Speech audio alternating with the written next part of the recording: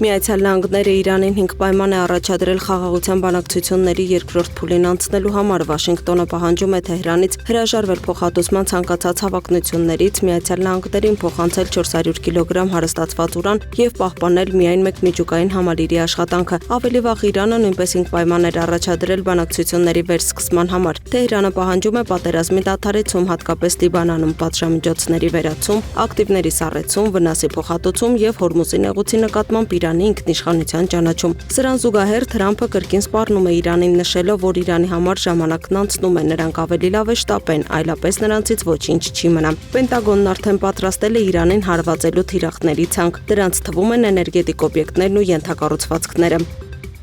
Միացյալ Նահանգների իշխանությունները Գեբելսի հռետորաբանությունն են օգտագործում Իրանում իրավիճակը ապակայունացնելու համար, ինչը վերջ է դրել երկրների միջև բանակցային գործընթացին, հայտարարել է Իրանի արտգործնախարարության ներկայացուցիչ Էսմայիլ Բաղային։ Միացյալ Նահանգների եւ Իսրայելի ռազմական ագրեսիան կործանել է դիվանագիտական գործընթացներն ու վտանգել էներգետիկ երթուղիները, որպեսզի հետո Իրանին մեղադրեն ապակայունացման մեջ, կյանքի կոչելով Գեբելսի սկզբունքը։ Մեղադրիր ուրիշներին այն բանում, ինչ ինքդ ես անում, ասել է Բաղային։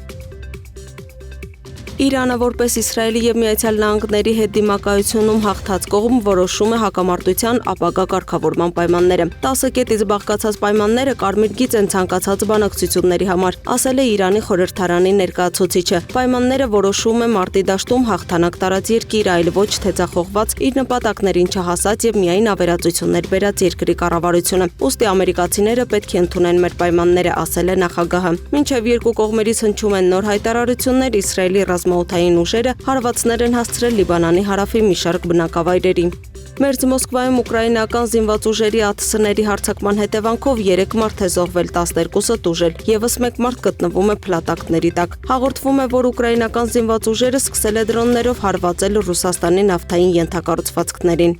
Անհայտ անօդաչու թռչող սարք է ներխուժել Լատվիայի օդային տարածք, հայտնել է Լատվիայի ազգային զինված ուժերը։ Միջադեպի պատճառով օդ են բարձրացվել ՆԱՏՕ-ի օդային ոստիկանության ուժերի կործանիչները։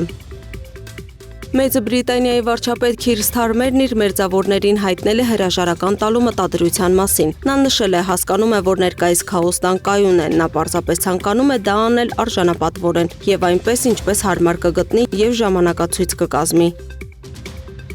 Մոսկվայի Ամուրսկայա փողոցում խոշոր հրդեհ է բռնկվել շինանյութերի պահեստում։ Հաղորդվում է, որ հրդեհն ընդգրկել է ավելի քան 300 քառակուսի մետր մակերես։ Վիրավորների կամ զոհերի մասին դեռ տեղեկություններ չեն հաղորդվում։ Բաքվում կրկին գրանցվել են հորդառատ անձրևներ, ինչի հետևանքով փողոցներ ու ճանապարհներ են հեղեղվել։ Տեղումների ծավալը զգալիորեն գերազանցել է սեզոնային նորման, ինչի պատճառով քաղաքի ջրահեռացման համակարգը չի կարողացել ամբողջությամբ կլանել ջուրը եւ կաթվածահար է արել մարդկանց տեղաշարժը։